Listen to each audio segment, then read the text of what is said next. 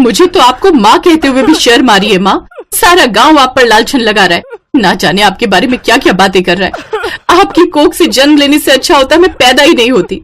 मेरी बच्ची, मेरा विश्वास कर, मैंने ऐसा कुछ नहीं किया बेटी, जैसा ये गांव वाले लोग बोल रहे हैं। तेरी माँ ऐसा काम कभी नहीं कर सकती। बस भी करो माँ, कितना झूठ बोलोगी। वो तो अच्छा हुआ कि आज बाबा जिंदा नहीं है, नहीं तो वो किसी को मुंह दिखाने लायक नहीं रहते, और आपकी ये करतूत देख वो जीते जी ही मर जाते। अपनी माँ को बुरा भला सुनाकर 15 साल की शिवानी बाहर चली जाती है।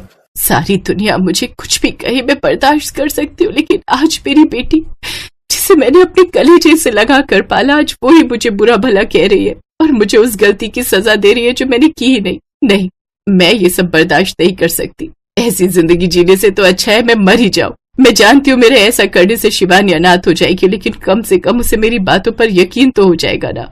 ये कहकर रजनी चाकू उठा लेती है और अपने हाथ की नस काट लेती है।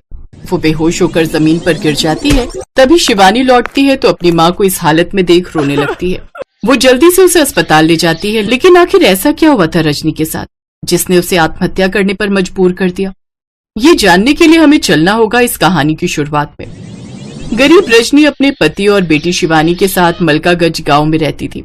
रजनी का पति गोपाल एक फैक्ट्री में काम करता था, जहां उसे दिहाड़ी के तौर पर दिन के 200 रुपए मिलते थे।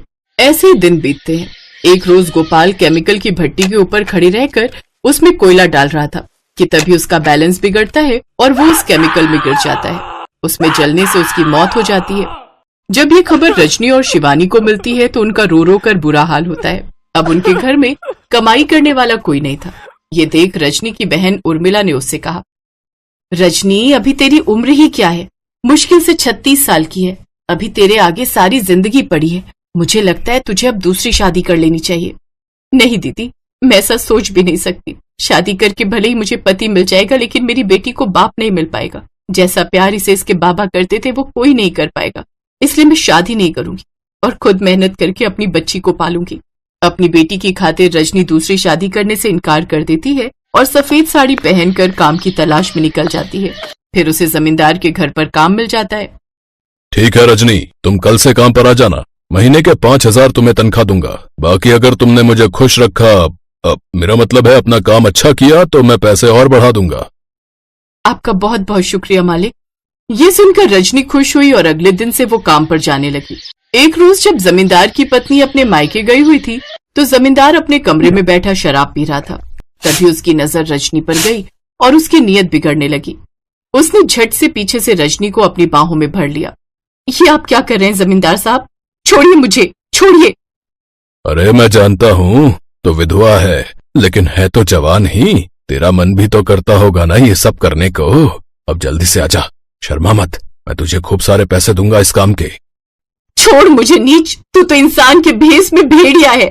रजनी अपनी इज्जत बचाते हुए वहां से भाग जाती है और रोते हुए अपने घर आ जाती है। अब गांव में कोई भी रजनी को काम नहीं देता। काम की तलाश में रजनी गांव से बाहर हाईवे किनारे बसे एक नए ढाबे पर जाती है और काम मांगने लगती है। रजनी जी, मुझे अपने ढाबे पर साफ सफाई और बर्तन वाली की जरूरत है। क्या आप ये कर लेंगी? हाँ साहब, मुझे काम की जरूरत है। अगले दिन रजनी उस ढाबे पर काम करने लगती है और मनोज उसे रोज के इस काम के 300 रुपए देने लगा। मनोज का इस दुनिया में कोई नहीं था, इसलिए वो रजनी से ही अपनी बातें कहता। ऐसे ही एक रोज दोनों बातें कर रहे होते हैं, तभी ढाबे पर आई गांव की औरतें उन दोनों को देख लेती हैं।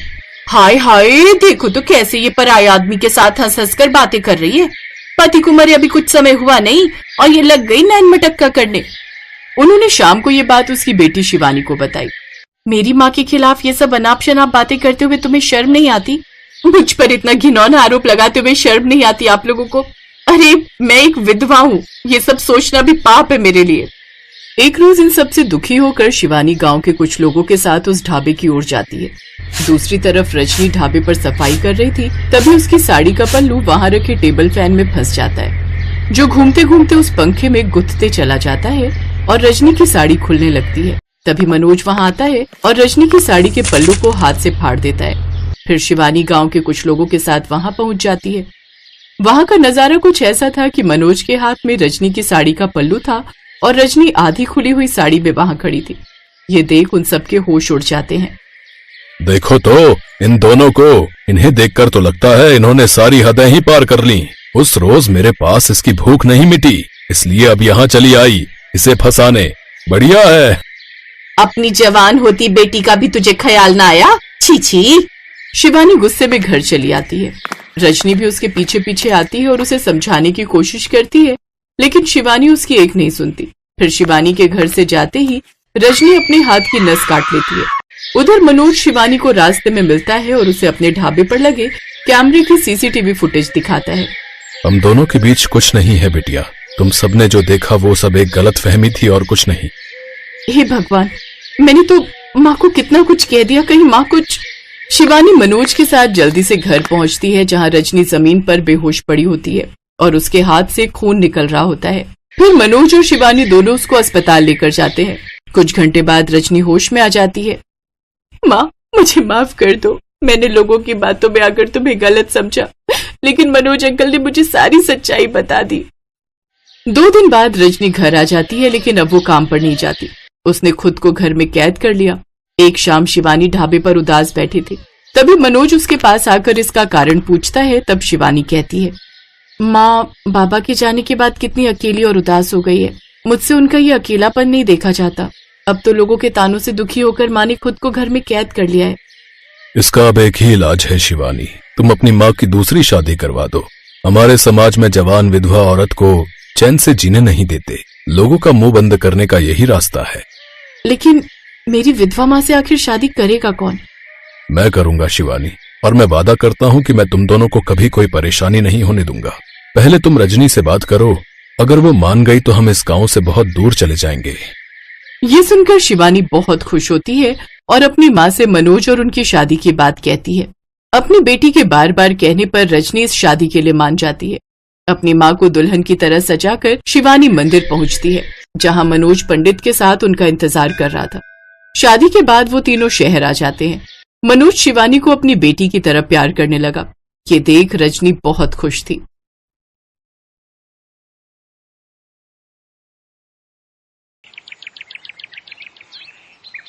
सुनील की आज शादी है। सुबह से हल्दी की तैयारियां हो रही हैं। सुनील आज बहुत खुश है क्योंकि उसकी पसंदीदा लड़की के साथ शादी होने वाली है।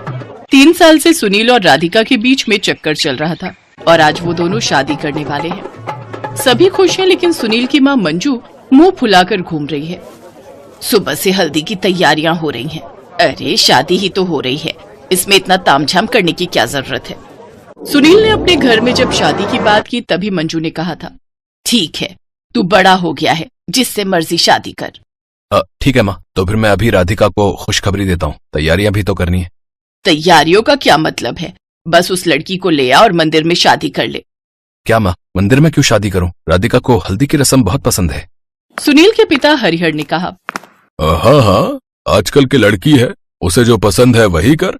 और तू हमारा एक ही बेटा है, तू धूमधाम से शादी करेगा। मंदिर में शादी करने की कोई जरूरत नहीं है। ये सुनकर सुनील खुश हो गया और वहां से चला गया। मंजू अपने पति पर गुस्सा हो गई। अच्छा, मंदिर में शादी करने की जरूरत नहीं है। हल्दी की रस्म मनाने के बाद धूमधाम से शादी होगी। तो फिर आपने मुझसे मंदिर में शादी क्यों की थी? मुझे भी हल्दी की रस्म मनानी थी। अरे मंजू, तब हालात कुछ और थे। तुम्हारे घरवाले हमारी शादी के खिलाफ थे, इसीलिए हमें जल्दबाजी में भागकर मंदिर में शादी करनी पड़ी। हाँ, तब मैंने बार बार कहा था कि मुझे हल्दी की रस्म बहुत पसंद है, लेकिन आपने तो मेरी बात ही नहीं सुनी। आपको बस शादी करने की जल्दी थी। मेरा सपना सपना ही रह गया। इस उम्र में ये सब बातें शोभा नहीं देती मंजू। हम बुढ़े हो गए हैं और तुम अभी हल्दी की बातें कर रही हो। इसी तरह सुनील की शादी हो गई और राधिका सुनील के घर आ गई। राधिका ने सबसे पहले हरिहर को प्रणाम किया। प्रणाम बाबूजी। जीती रहो बेटी। प्रणाम माँ जी। राधिका ने मंजू को प्रणाम किया, लेकिन मंजू ने कुछ नहीं कहा। माँ, राधिका आपको प्रणाम कर रही है। हाँ, तो मैं क्या करूं? आपको आशीर्वाद देना चाहिए ना माँ। मैं वो सब नहीं कर सकती, फालतू समय की बर्बादी। बहू, तुम रसोई में जाओ और हमारे लिए खाना बनाओ। पहले ही दिन अपनी सास को ऐसे बात करते हुए देखकर राधिका घबरा गई।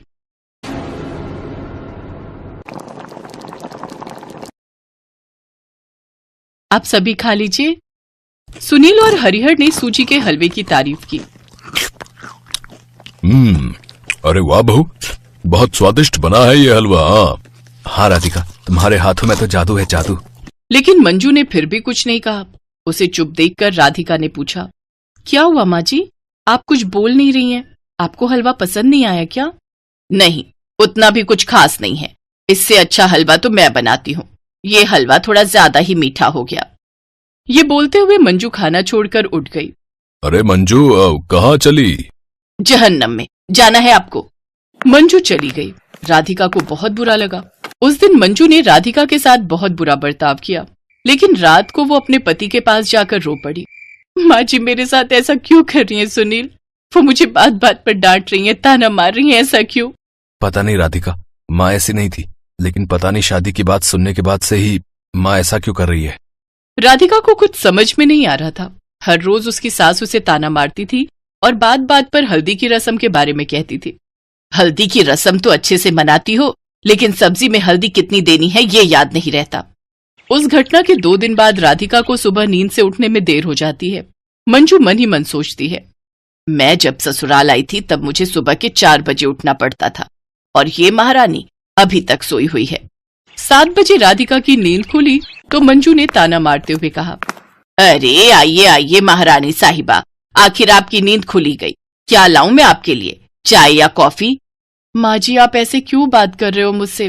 मेरी तबीयत थोड़ी खराब है, इसीलिए उठने में लेट हो गई। हाँ हाँ, तुम तो यहाँ की महारानी हो ना।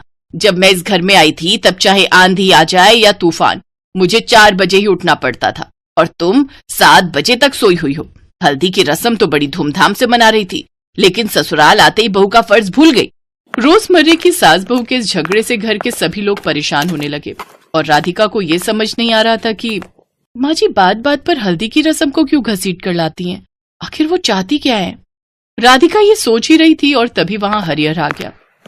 बहू, मुझे पता है कि तुम मंजू से बहुत परेशान हो, लेकिन मेरा यकीन करो, मंजू ऐसी नहीं, वो दिल की बहुत अच्छी है। लेकिन एक चीज है जो उसके दिमाग में हमेशा चलती रहती है।